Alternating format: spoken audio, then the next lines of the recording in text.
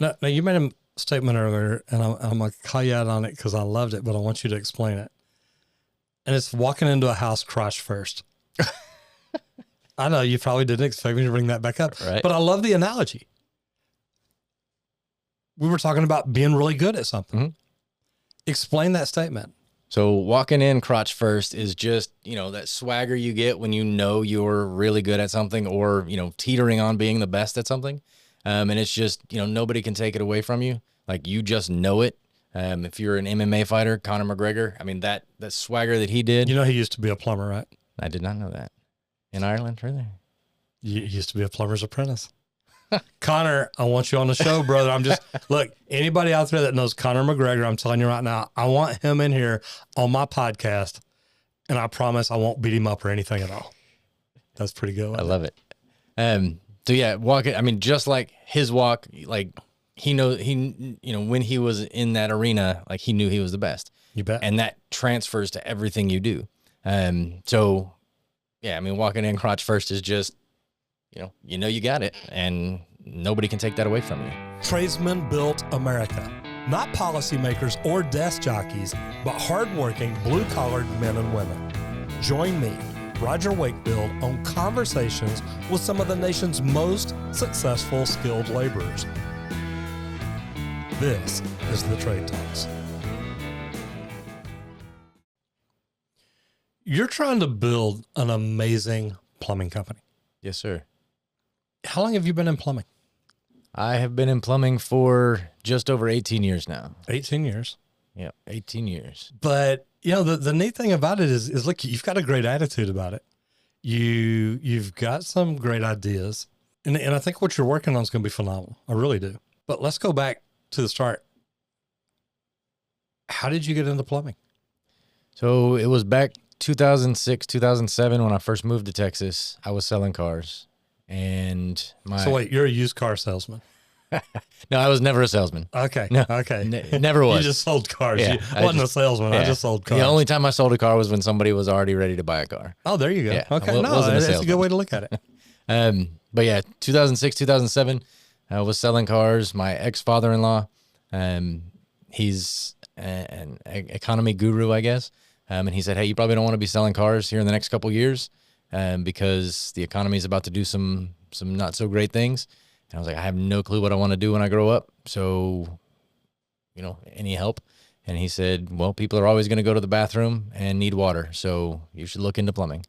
So I picked up the phone, started calling plumbing companies that would hire somebody with zero experience, zero knowledge about plumbing at all. Finally found one. And the rest is history. So let's talk about that. How hard was it to find a company to hire you when you're like, look, I have zero experience. I know nothing about plumbing. I'm not even sure how to spell it the right way most of the times. Right. This is how much I know. Will you give me a job? It was a lot of phone calls. Back that was, I think phone books were still a thing back then. Oh yeah, popular.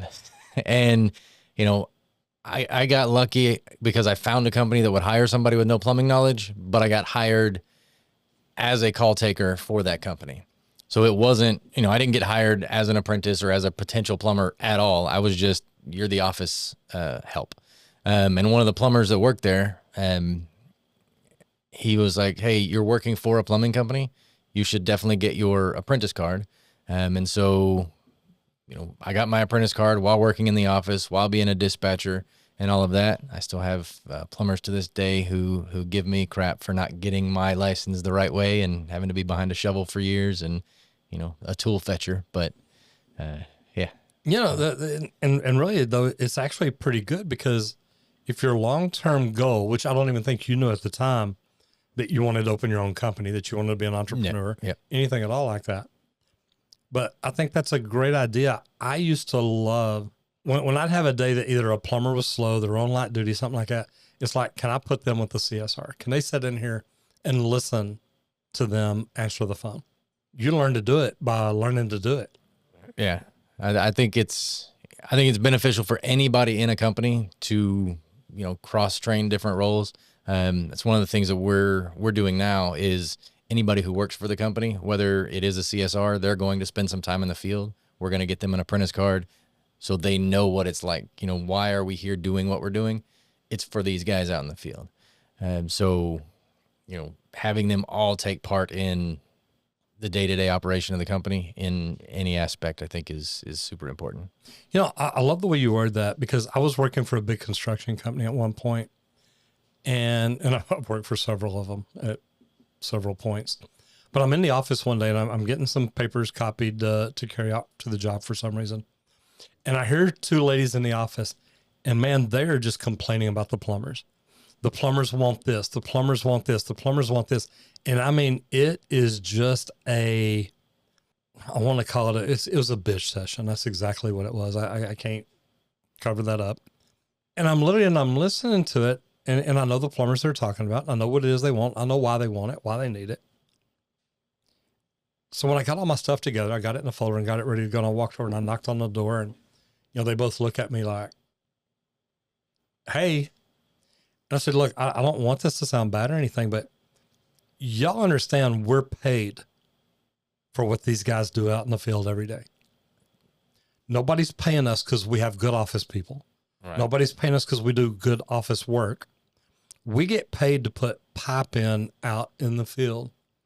And I know y'all don't always like what the plumbers ask y'all to do, but I can't afford them to be in here doing your work or doing office work when really you should be supporting them. Yeah. And they're like, oh, it wasn't meant that way. It wasn't meant that way. It's like, look, I know exactly what I heard. You just got to understand they make the money for us. Nobody else. The guys in the field make the money. That's what we get paid. We don't have a company without them. At all. Sure. And they can say, well, you don't have a company without me either. No, I can get people like you all the time. Don't mean that bad. Office personnel or key personnel. But we don't get paid for office personnel.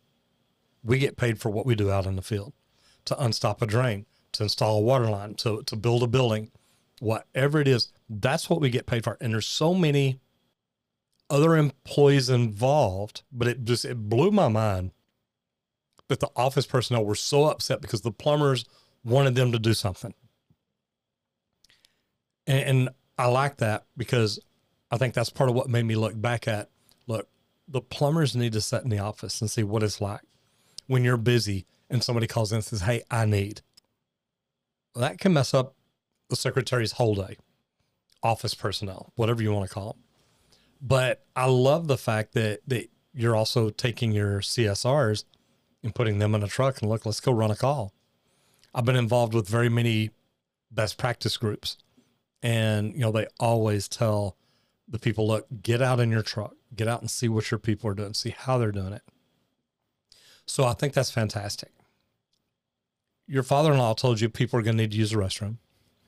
And you said 2006, 2007. Mm-hmm. There was a problem a couple of years after that, right. A little bit of a crash. Yep. Car sales went down. Yeah. So great economist looking ahead. Maybe you should call him someday and say, hey, just want to say thank you. He may not like hearing from you, but he may be glad that you. No, he's a great guy. Reason. Yeah. What about electrical, HVAC, heating, anything like that? Why plumbing? Or did you look at anything else? Or were you just like, hey, look, he's right. People are going to need to go no matter what. Yeah. And I didn't look at anything else. I know, you know, HVAC, a lot of time spent in attics. I didn't know anything about plumbing. So I was like, he said plumbing, so let's just do plumbing. Like I did not know anything about the trades or anything whatsoever. You know, I went to high school, I went to college, I did, you know, all the things that you're supposed to do. And, you know, I was selling cars and, you know, brand new baby, all these things, and have no clue what to do with my life at, you know, early 20s. And so, hey, this guy is telling me what to do, so I'm going to do it because, you know, he's made a great life for himself. So I'm going to do it. What'd you go to college for? Business and criminal justice. Okay. So I did not graduate college. After about 2 years, I was like, you know what, this really isn't for me. And so I just had no idea what to do with my life, but I knew college wasn't it. And then I found plumbing and I've loved most of it ever since. Okay. You say love most of it, and we'll get to all that in a little bit, but Did you ever think growing up, did you ever think when you're in high school, when you're in college, did you ever think, one day I'm going to be a plumber? Nobody wants to be a plumber when they grow up, unless you were raised in it, your dad, granddad, or you knew somebody that was in it. Like, thought never even crossed my mind.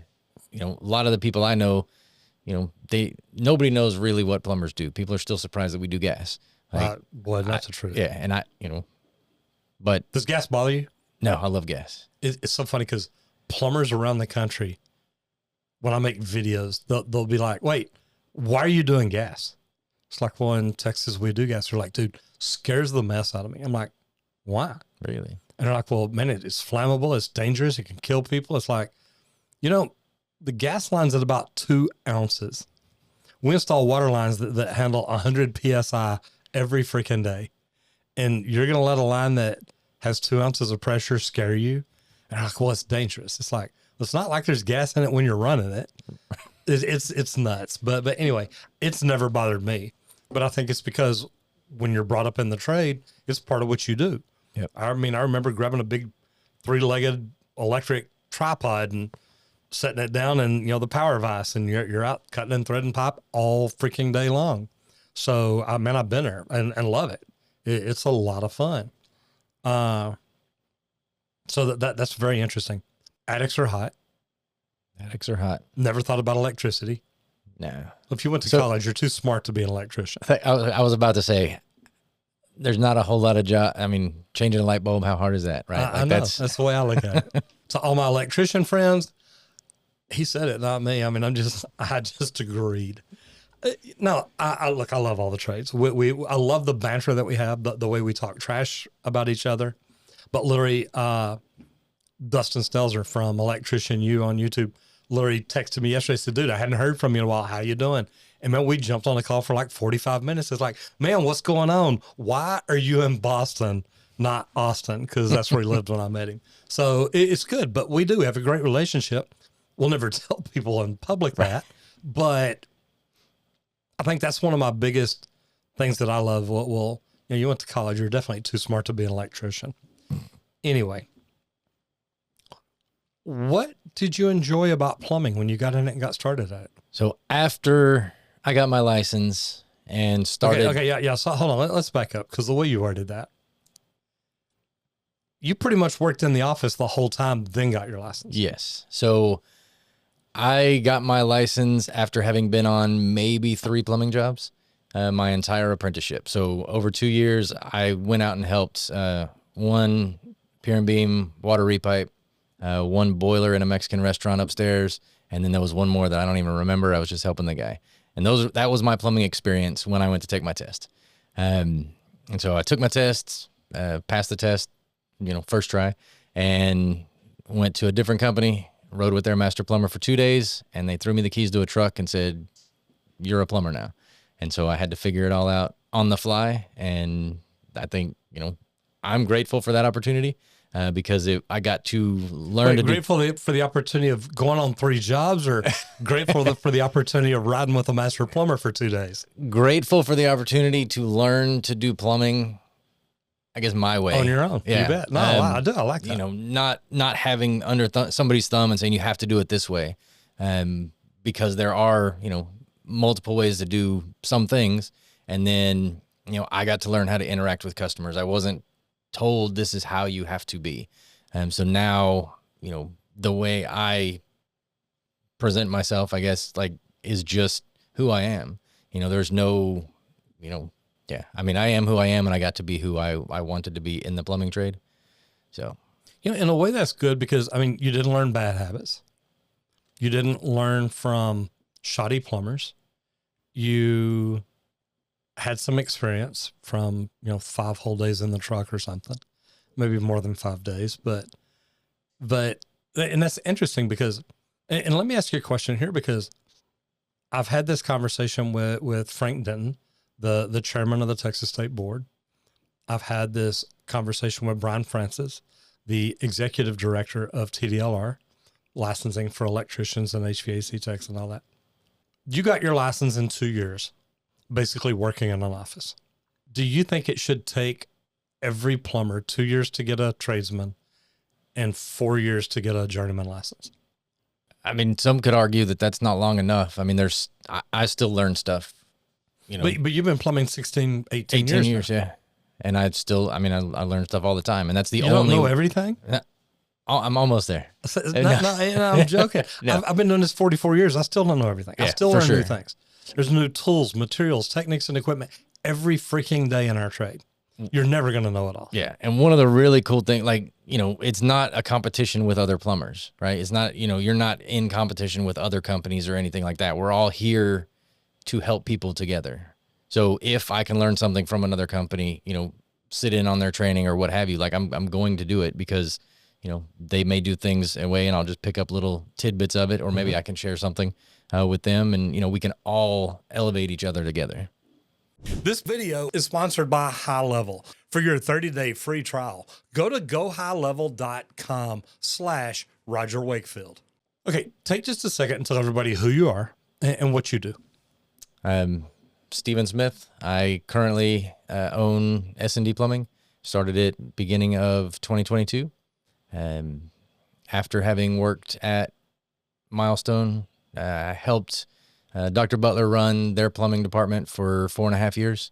And that was a great experience to, you know, help run a giant operation and then kind of take a step back and slow down and run kind of a family owned and operated company and see both sides of it. And just recently I've partnered with someone else, and we are in the process of rebranding, and we are going to create what we feel is going to be one of, you know, the best experiences for plumbers to come work at. And really not just for plumbers, the customer and the company. So we believe that it starts with the technicians. Okay. Obviously they're, you know, we are the ones out there doing the work. If they are treated better than they've ever been treated before, you know, not just a number, and all of these things, if they're excited to come to work every day, that's going to carry through to the customers, or the customers are going to have a way better experience. You know, they can see, they can feel, you know, that the whole, you know, don't take your work home with you and things like that. Like, I don't care who you are, that's really hard to do. Oh yeah. So, you know, your home life impacts your work impacts your home. So we want to create an atmosphere where everybody's involved in the business process. So our goal is to create a business of business people who also do plumbing. So we want to teach entrepreneurship, teach business knowledge, along with helping people elevate their plumbing careers. I love that. And look, we've already talked about this, so I'm familiar with your plan. I think it's great. I like the way you're looking at it. I like the way that it's all about the culture. It's all about the people there. It's all about educating. There's so many tradespeople in the world that literally, the day they get their license, they quit learning.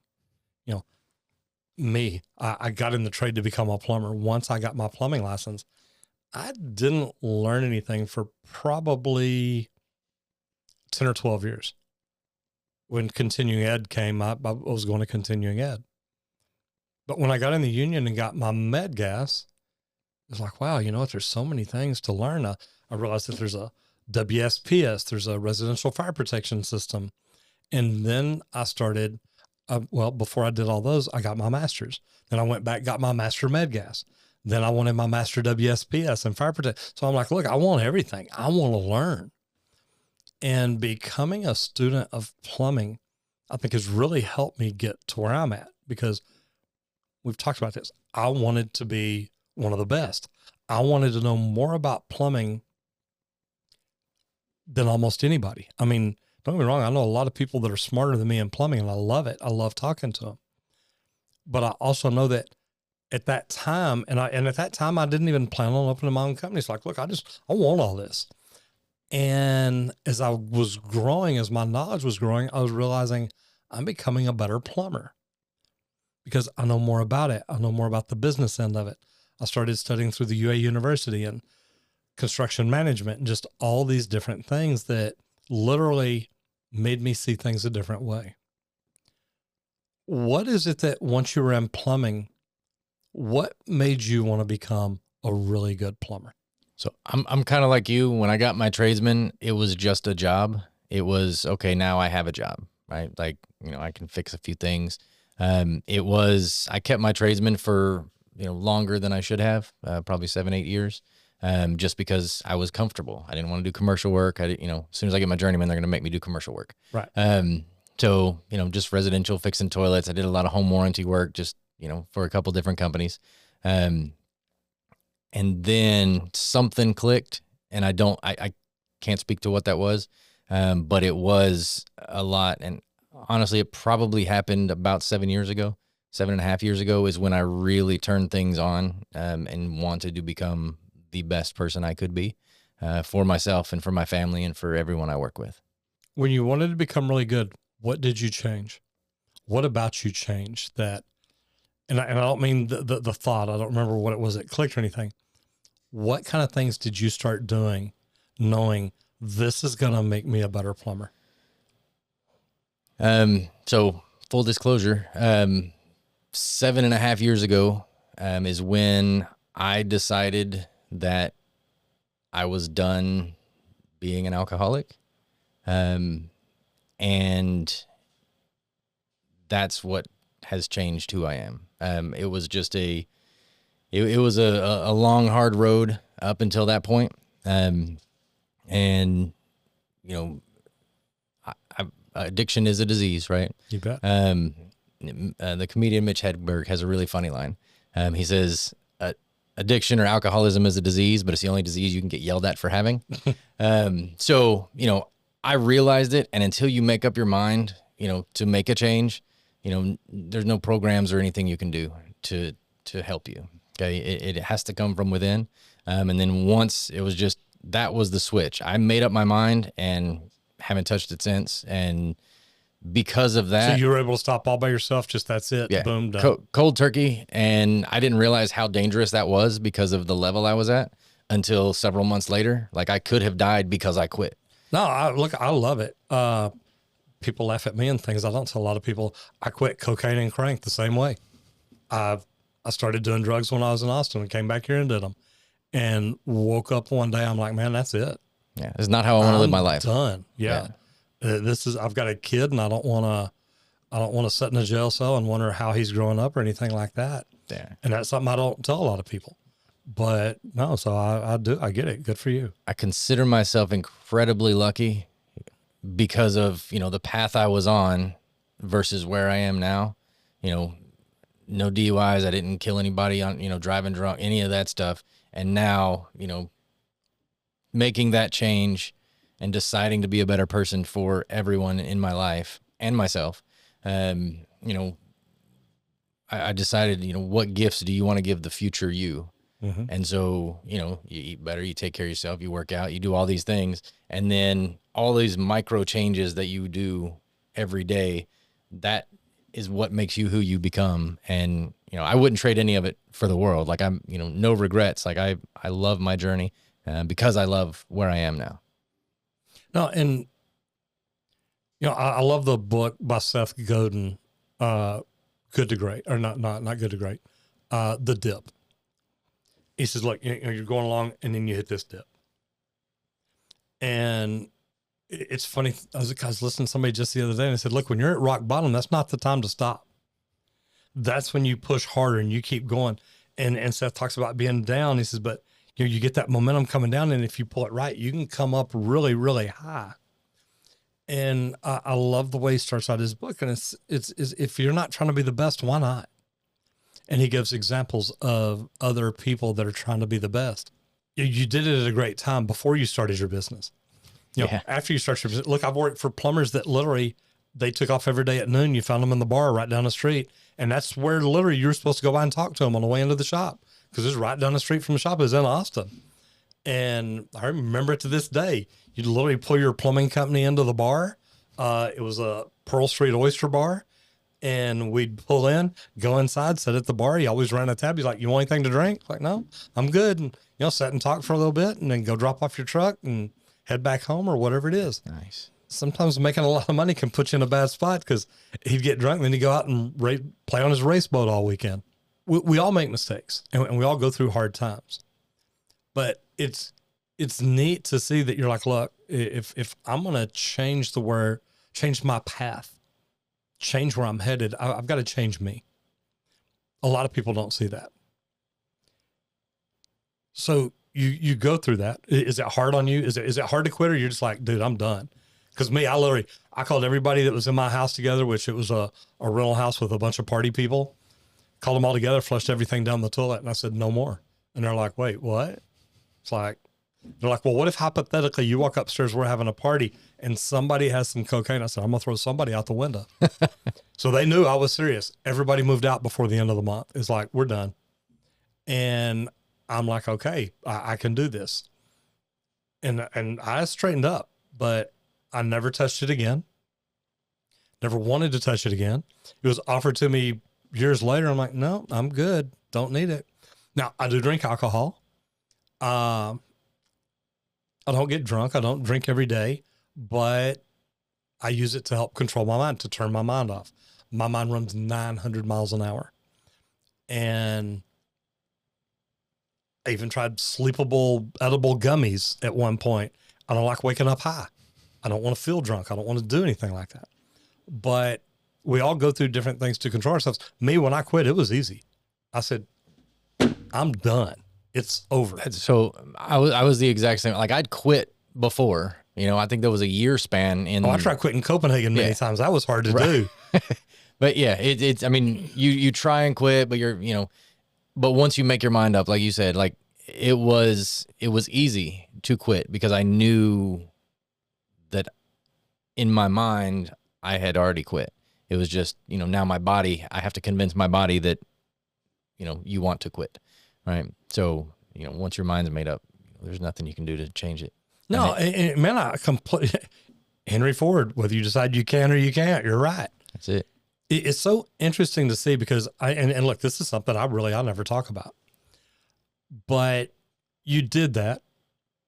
How did that help you become better at what you did? How did it help you focus? What changes did you make after that literally affected your plumbing? So before that, it was, life was about me. I had kids back when I was drinking. I don't remember several years of their life because of who I was back then. Once that change happened, it was, okay, now I'm not here for me anymore, right? My job is to help people. And I can't do that not remembering that I was here last week or, what job I was supposed to be doing for you today. Right. So, that was the first change, is realizing that life isn't all about me. It's about everyone that I come in contact with. And the beautiful thing about our profession is, our job is to literally help people for a living. And once I took ownership of that fact, that was the driver to, okay, if you're going to help people, you need to be the best at helping people. And what does that mean? It means, in every aspect of what you do, from the way you talk to people, treat everybody's house like you would your own mother's house. You bet. I love you said that because people ask me all the time, how'd you get your plumbers to do the right thing? I'd always tell them, when you walk into a house, you act like it's your mother's house or your grandmother's house. They're like, why not just tell them to treat it like it's their own house? Because in their house, their tub's dripping, their faucet's dripping, their toilet's running. And when they get home, they're like, I ain't even going to jack with that. Yep. So, but they won't do that at their mother's house. They won't do it at their grandmother's house. So exactly. I love that you put that way. Yeah. It's very,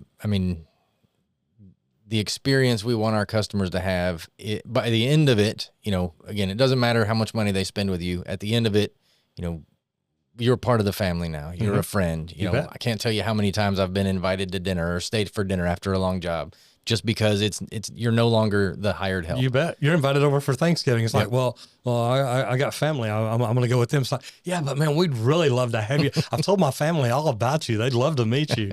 It's like, dude, I'm your plumber. Okay. Yeah. But no, I get it. I'm sure you have the same customers just call you to check on you now. Mm-hmm. Like, how's the kids and all that. And it's just like, I put some sewer line in your house. Like I mentioned this just the other day. There's a lady that lives up in Princeton. I'll get a text from her about once a year. Lady's probably 80 years old. She's like, hey, this is your favorite customer. I'm just checking on you, seeing how you're doing. It's like, oh my God, I love that. Yeah. And it's a neat feeling. It's a great feeling. And even, not even those types of check-ins, but just when you get done with a job and a job well done, you sit back and you just admire your work. It's going to be covered up. Nobody's going to see it ever again, probably. But I did a good job. Everything's straight and plumb and true and beautiful. Now, as soon as you started pointing and saying I know exactly where you're going. And I'm just like it. They're going to come put sheetrock up over it tomorrow. But you know what? We sign our name to it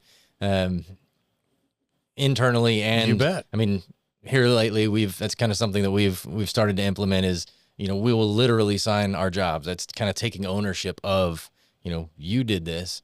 Nobody's going to see it, but you did right by this customer. Absolutely. I think that's great. I think that is so good.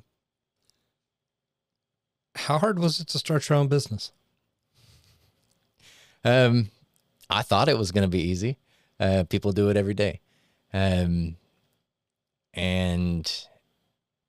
it was, the first couple months were probably some of the worst times because it was doing everything you can to try to get the phone to ring, sitting on the couch at noon, knowing you haven't ran a single job for a day, or two, yeah, or a week. So yeah, the first 2 months, I think I ran a total of 8, 9 jobs, and it was just, okay, I was going to donut shops, handing out flyers and business cards and just, basically rolling down the window, just handing everybody business cards. And, like you mentioned earlier, you don't know what you don't know. You see all these companies out there, and how hard can it be? I know how to be a plumber.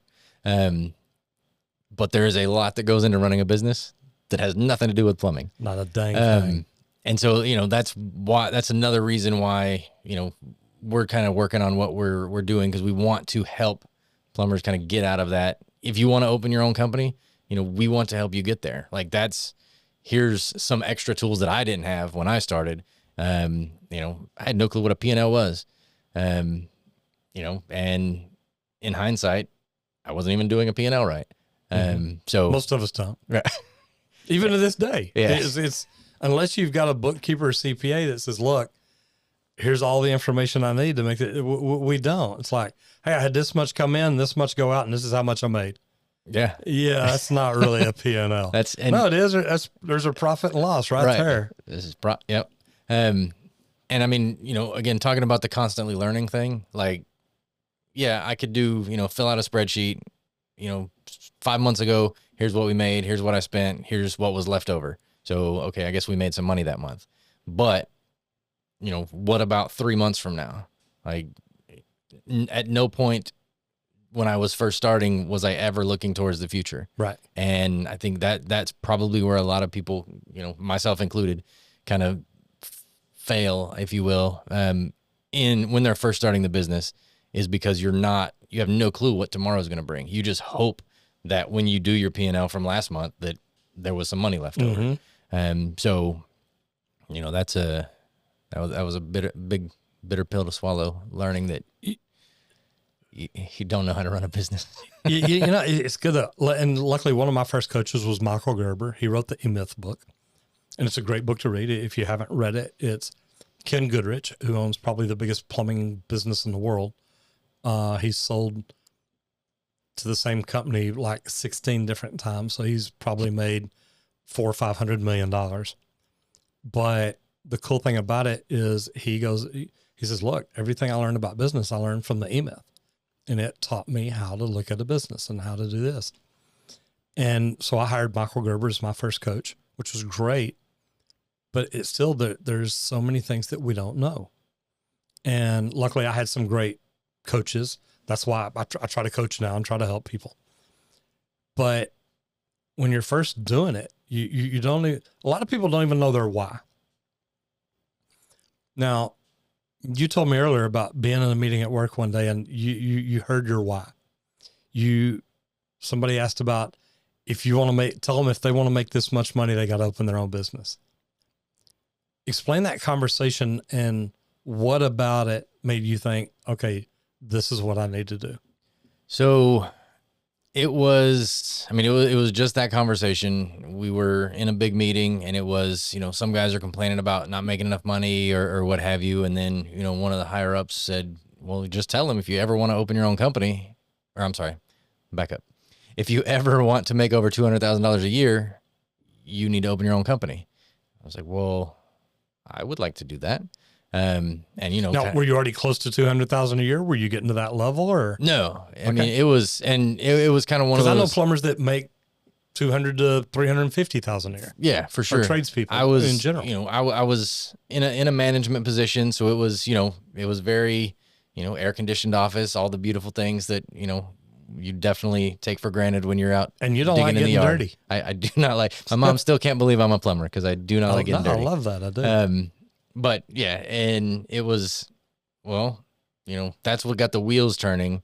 Like, okay, I do want to, continue to better myself, because you do kind of fall into a rut when you get comfortable doing something, and you need something to snap you out of it. And it's like, okay, this is not what I want to do indefinitely. So how can I challenge myself even more? And so it was go home, have some hard conversations with the missus, and, I think I'm going to do this. You're crazy. We're going to be living under a bridge in 6 months. But, you kind of bet on yourself. Like, I know what I'm capable of personally, and it's just a matter of putting your mind to it and doing it. And like I said, it was a fun road, and hopefully it continues. So if I sit here and ask you, what is your why?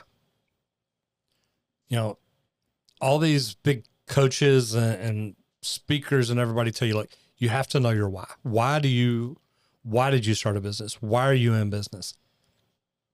With you, was it just money? Was it like, look, I know that I need to make this much money, or does it go beyond that? Yes, it was about money to start, but it was only in regards to my kids and their future. Like, I want to be able to provide, for my family, right? So how can I do that, but also continue to better myself, continue to help people, and help other people grow?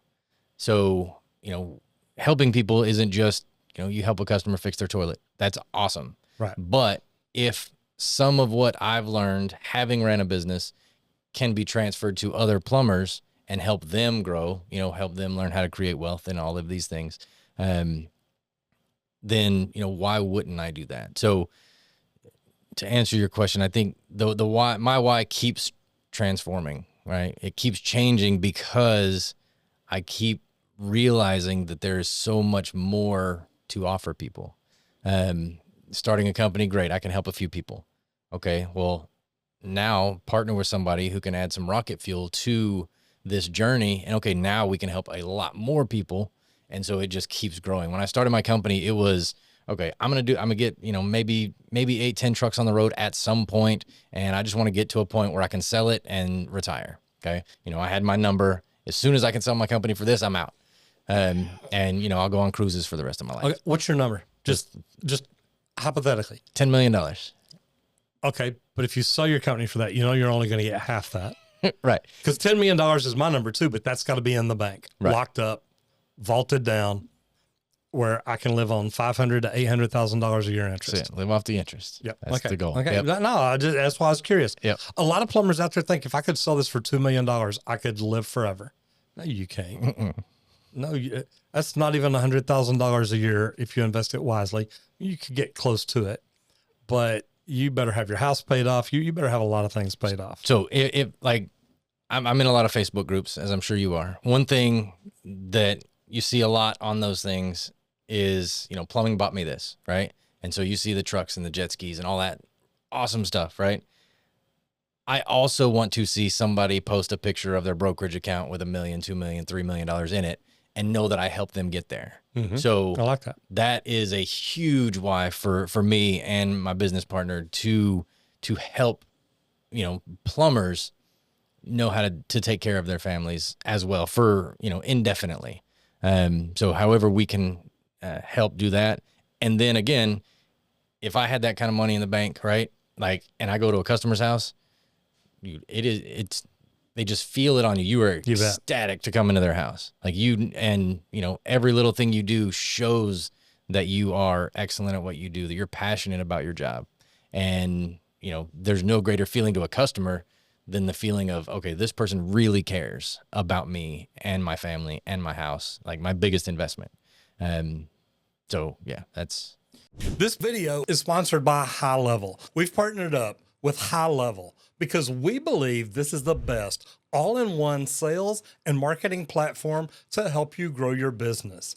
For your 30-day free trial, go to gohighlevel.com/Roger Wakefield. Now, you made a statement earlier, and I'm going to call you out on it because I loved it, but I want you to explain it.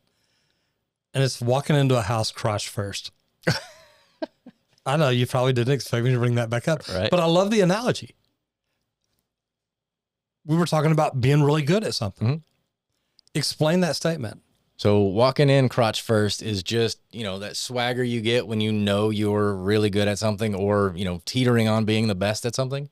And it's just, nobody can take it away from you. Like, you just know it. If you're an MMA fighter, Conor McGregor, I mean, that swagger that he did. He used to be a plumber, right? I did not know that. In Ireland, really?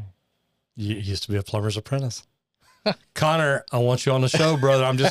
Look, anybody out there that knows Conor McGregor, I'm telling you right now, I want him in here on my podcast, and I promise I won't beat him up or anything at all.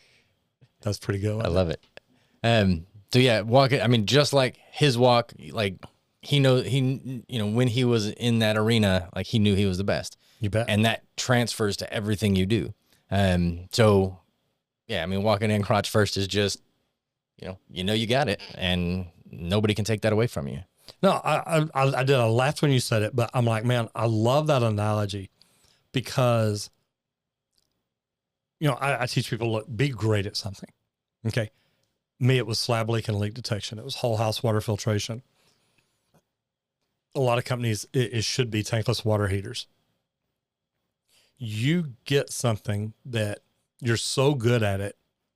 And we had this conversation at lunch. Somebody calls and says, hey, your guy messed up. It's like, no, he didn't. Yeah. And they're like, well, he said there's a leak and there's really not. No, if he says there's a leak, I'm telling you there's a leak. And so confident that I'm like, look, I'll bet my company on it. It's just, I'm telling you, there's a leak there. Because I know my guys. I know the way they do things. I know that they've been trained by the best, is the way I felt like it. I think I do that better than anybody else. And it's like, you're not going to take that away from me. So when you made that statement, I loved it. But I loved it because I try to teach plumber. I don't care if you're a plumber, electrician, HVAC tech, roofer. There's something in your industry that nobody does, that most companies don't do well, or they're afraid of it. Talked about tankless water heaters. Plumber that's afraid of a tankless water heater. You walk into a customer's house that wants a tankless water heater, and they're like, oh God, this is going to be expensive. You're not going to be able to afford this. It's going to cost a fortune. We're going to have to redo your entire system, and you're never going to make your money back. Yeah. We're going to have to tear out your whole gas system, new vent system, new gas line in the yard. I've seen some jobs go for 50, 60 grand. And it's like, wait, what? We're talking tankless water here. That's the plumber that's afraid of it. The plumber that understands it says, yeah, dude, let me do a gas load calculation chart, and I'll tell you here in a few minutes what we'll have to do, but I think it's a wise investment because in the long run, it's going to save you more money. Completely different conversation. Mm-hmm. I talked to you about the chlorine in the water. Ways to show people, look, you just showed me there's chlorine in the water. Do you want to buy a filter or you want to be the filter? It's up to you. Okay. The red line, the slab leaks and leak detection. When you're on the phone with a real estate agent and you're like, no, I'm telling you, there's a leak under there. Well, Roger, you weren't there. It doesn't matter if I was there. My plumber does things right every time he walks out the door. And when you know that as a company owner, it's the greatest thing on earth. Absolutely. But when you first start a business, how do you do everything right? That's a great question. You don't. You learn. You make mistakes and you grow. And you learn from them. That's the only way to grow is just, to make mistakes and get better along the way. Like there's, you can have somebody tell you, 100 different ways to do something, but until you actually put your hands on it or your, heart and soul into it, and, your passion is what's driving you, like you can't do it right until you want to do it right and learn how to do it. I've hired lots of coaches and mentors and trainers and bought courses. And I've done a million different things. And I tell people all the time, look, every great business owner every great athlete, every great politician, everybody's got coaches. Everybody's got somebody that tells them or teaches them how to get better. And I think that we all have to have it, because you can't look in the mirror every day and think you're looking at somebody that knows everything in the world. If you think that, you're never going to grow. You're never going to open your mind. You're never going to expand. You're never going to believe in yourself enough that you need to invest in yourself. Most people are just like, look, I'll figure it out. I'm good. I figured out the last problem. I'll figure out the next problem. And I like the way you said something a while ago about bringing in a partner. He adds rocket fuel to what you're doing. I think hiring coaches and consultants and trainers does that. I remember walking in to visit Gus one day, and he said, when you come over, bring your price book. And he literally opens up my price book to page 2 or 3, wherever my prices are, shuts it and slides across the table and says, you're not charging enough. I'm like, dude, you just barely glimpsed at it. He says, okay. He says, I know this business. Great mentor. Yeah. Love Gus. Love what he does. Absolutely. If you hadn't seen the interview, I interviewed him on here. It's Gus Santos, so go check it out. What kind of mentors do you have? Well, I mean, Gus was one of them. I worked at his company and with him for 6 years. And, like you said, he is a great guy and just phenomenal business mind, and very, very gas pedal all the time. And it's a beautiful thing. Not to people like you. Sometimes you're like, whoa, pump the brakes a little bit. Let's slow down and think about this. So, but I like working with people like that, because they push me to be better. And that's, talking about, learning and stuff. Like when I first met my business partner, he did the exact same thing Gus did with you, and you're not charging enough. And it was, oh, okay. And then here's the why behind it. Mm-hmm. Because again, you learn from everyone you come in contact with. So everybody's going to be able to give you a little piece of something. And if you are willing to absorb it and just be a sponge, then you can create the person who you want to be. So I think, Dr. Butler, he was a great mentor.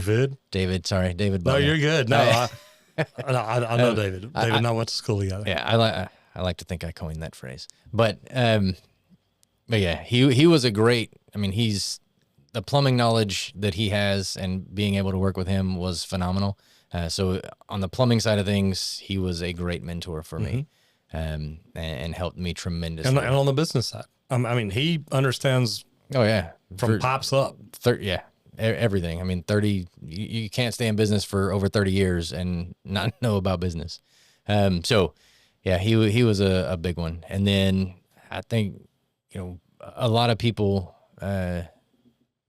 I've developed a habit of reading.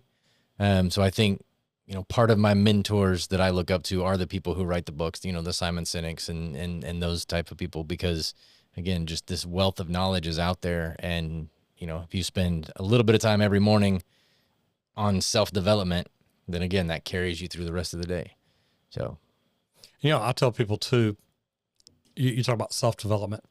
I'll tell people, study your trade. There's new tools, new materials, new techniques, new equipment all the time.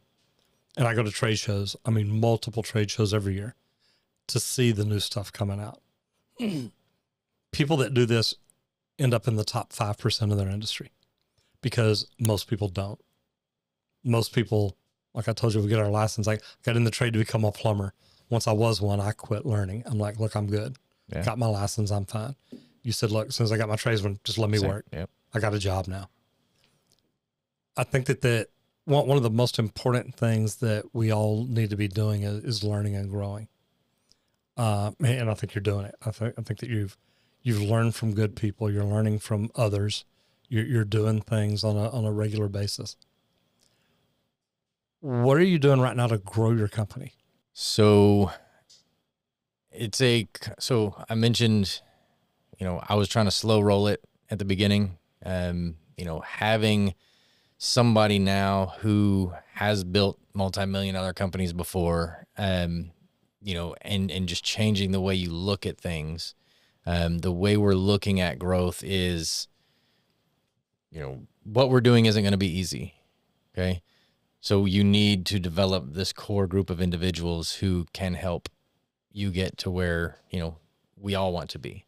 So it's not, the open book management style that we're employing is very much every single person who works at the company, from the dispatchers to the CSRs to the plumbers to the apprentices, have a say in how we do things, because we're all invested, with the profit sharing portion. So it's finding the initial core group, and then we're all basically going to build a great company. So, that's what we're working on right now, is trying to find, some really bright minds. One thing I always tell people, plumbing is easy to teach. Mm-hmm. Okay. Some people are more mechanically inclined than others, but, we can teach you how to be a plumber. I can't teach you how to be a good human being. So, people that actually care about other humans that they come in contact with are going to fit really well with us. So where I was at when I got my tradesman, I wouldn't be a good fit for the company that I work at, because it was all about me back then. So we're looking for a bunch of bright minds who are willing to take the leap into, we're a small company. I have one other plumber, Jerry, and he's amazing. Best personality you'll ever find. Always a smile on his face. So it's just he and I running calls at the moment. And then, like I said, we have a business partner, and it's now, we're recently hired a couple more people, and we're just looking to grow. I think that's neat. Growth is such a big deal. Most companies that get in business, they don't have a growth plan. They're just like, look, I'm in business, I'm making money, everything's fine, I'm paying my bills, whatever it is. Looking at it in order to grow, I think, it is amazing. But it takes continuous work, continuous effort, not just you, but a business partner or the right plumbers, the right everything. And then doing that and watching it grow. And it feels good. It's like you talked earlier about putting something in, stepping back and look at it. And you're like, man, I've never been in any other business that had as much pride as the trades. We build America. We repair America every day. And there's not many people doing that stuff. For sure. So I think it's really, really a neat deal. Take just a second and tell everybody again who you are and what you do. Stephen Smith, plumber for 18 years, currently RMP for S&D Plumbing. We are in the process of expanding and growing. Our passion is helping to develop people, and we want everyone that works with us to thrive. And we believe the way to get there is to empower everyone to take part in the business. And so, my passion lies in helping people, from, plumbers, apprentices to our customers, and everybody across the board. I want everybody that is in my life to benefit in some way. You leave the world a little bit better than you found it, and, you can call yourself a good person. I love that. And I love the fact you said earlier, look, anybody can be a plumber. We want to teach them to be good people. In my app, I don't teach plumbing. I teach people how to get in the trade, how to make the most money by coming in and going through the interview process the right way, by always trying to be better, always trying to be good, always trying to improve themselves, teaching people the things that it takes to become a foreman, leadership, management, construction management, P&Ls, learning how to look at a job. Is it making money? How to start their own business, the different things involved in that, and making sure you've got it right. You've got your insurance, you've got your taxes, you've got accountants and bookkeepers, you've got attorneys, you got things in place to keep you from going to jail. And it's a crazy way, but that's the way to look at it. And then to teach people marketing and social media and how to grow a business and how to do different things. And I don't teach them plumbing. I'm like you. It's like, look, anybody can teach you plumbing. If you want to be a good plumber, you're going to study it and you're going to get really, really good at whatever they teach you. I want to teach them skills. I want to teach them to think. I want to teach them to be different than the 100 other plumbers on the job site, or the 50 other plumbers at the company running trucks, or the the 10 other plumbers down at the supply house. What can you do to be different? And what can you do to be better? Yeah. So I think that's a big deal. And that's what we put the app together for, like that. Tell me about the worst day you've ever had at work as a plumber. What's the worst thing that's happened? So I will tell you, there's one job in my plumbing career that made me gag. Okay. So I've had that job. So okay. Probably, maybe the same one, but it was a landlord tenant deal. The tenant was getting evicted. They got their 60 days notice of eviction and all that stuff. In that 60 days, they didn't flush the toilet one time. I show up, homeowner says, I need you to clear the stoppage. And it's not a stoppage. It's everything is mounded up and falling all over the floor. And he's Did you take pictures of it? Because I did this so long ago. We didn't have phones. We had radios in the truck, and I literally walked out to my truck, called the office, and said, hey, y'all got to get somebody else over here. This ain't my deal. Go ahead. This was the first company I worked at, new tradesman. I called the office and I was like, what do I do? Like, I have no clue what to do. Fix it. They said, well, for something like that, like it's not plumbing, you can charge whatever you want. I was like, okay. So I went in, I said, sir, like I'm not a hazmat cleanup crew. Like this is hazmat. This isn't plumbing. Right. Your toilet probably will flush fine after all this stuff comes out. So, 2 suits, duct tape, shoe covers, 3 sets of gloves, duct tape, mask, all the things. And the very first shovelful, that's a little sucking sound when you're shoveling mud. Yeah. That sound that's what made it happen. But then it was just put it all in a bucket and the toilet flushed just fine. And, $1,500 later, like it was 2 toilets and that was that. Man. So it's probably not the worst job I've ever had, but like that's the only one that made me gag. I could see how that could be a bad day at work. Have another one if we got time. Yeah, go for it. Okay. So the one time I thought I was going to die, if that's all right. If it's a true story, absolutely. So I was under a pier and beam house. We were fixing some water lines underneath this house. And again, young plumber, and they had added this section on. So added another pier and beam on. So there was like a footer that they had kind of dug underneath at one point. I was in that little section. So there's no crawl space on this side of the house. The water line was coming in. There was a leak back there. So we were having to cut out a section. What I didn't know or didn't think of at the time was, the hose bib that's tied on before kind of the water shut off was still live, but they did it underneath the house. And so a live line that I cut and like little crawl space, footers all around me, completely filling with water. Yeah, so I just start trying to swim out and yelling at the apprentice to go shut the water off and all these things, and just had to go swimming and all that, and I almost drowned. And so that was probably the worst plumbing job I've been on, just because I almost died. Tell me about the best day you've ever had at work.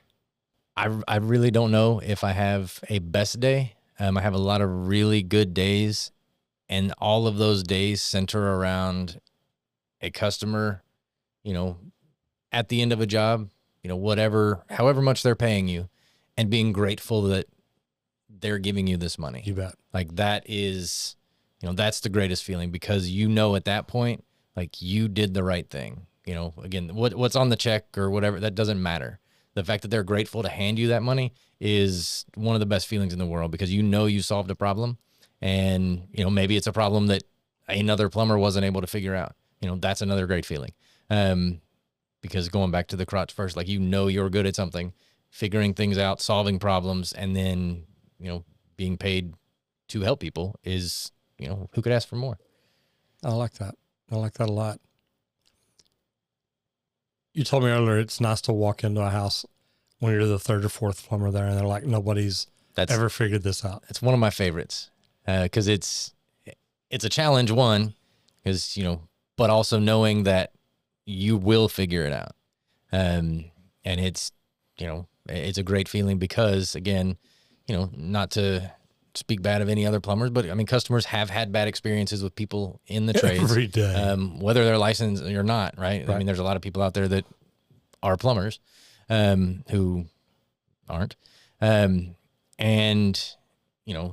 to have a customer have a bad experience, and then you show them what it should really be like to have a tradesperson in the home, and then just having them, their complete demeanor changes. You're tearing down those walls of, well, the last guy, he was dirty, tracking mud in my house, all these things. And like, okay, well, here's how it should actually go. Start to finish, explaining everything to them, taking them through the process with you, and then leaving their whatever area you're working in cleaner than it was when you got there. And again, they're just ecstatic. And now you're no longer the help. You are, part of the family. Knowing what you know now, if you could go back to your front porch the day you walked out of the house after you graduated high school and you know everything you know now, what would you tell yourself? Buy Bitcoin. Buy Bitcoin. Buy a lot of it. The day you hear about it. Right. Or Apple or Berkshire Hathaway. There's a lot of them. Amazon. And like I love what I do. So instead of wasting time trying to figure out, what I wanted, like I would tell myself, go get an apprentice card, like move to Texas and become a plumber. The move to Texas part is a big deal. Yeah. It's a different world, and it's beautiful. I love being here. I've been here, like I said, just over 18 years. I got into plumbing about 6 months after I moved to Texas, and I would not change anything about having moved here. So. I love that. One more thing, just for the fun of it. You lived in North Carolina for a while. I did. How long? What age? I was born and raised in North Carolina until I was 22. Okay. Did you ever eat barbecue there? Why? Don't be laughing. This is a serious question. I ate what I thought was barbecue. Okay. So you're in Texas now? It is. Have you eaten barbecue here? I have. I didn't know what a brisket was until I moved to Texas.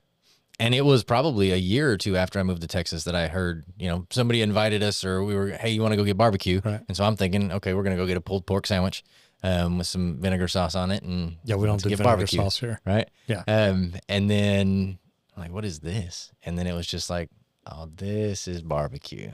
Okay. Well, I've got a friend named Jessica Stansbury. She's not very smart. She thinks the Carolina barbecue's amazing. And she literally tells me, Texas, we don't even know what real barbecue is. You've had both. Mm-hmm. And you're actually from North Carolina. Tell her the truth about barbecue. Jessica, North Carolina has no idea what barbecue is. They have pulled pork sandwiches, yes, but that is not barbecue. Barbecue is brisket and sausage and smokers and ribs, all of the ribs and all the beautiful yumminess on a metal tray with some brown paper sitting on top of it, and just all the sauce you can dip, and it's amazing. And there's not much vinegar barbecue sauce, is there? I haven't seen a bit of it. Yeah, I don't think you will either. All right. This has been fun. Yes, Thank you very much. I appreciate you having me. It was Absolutely. a blast. Thank you.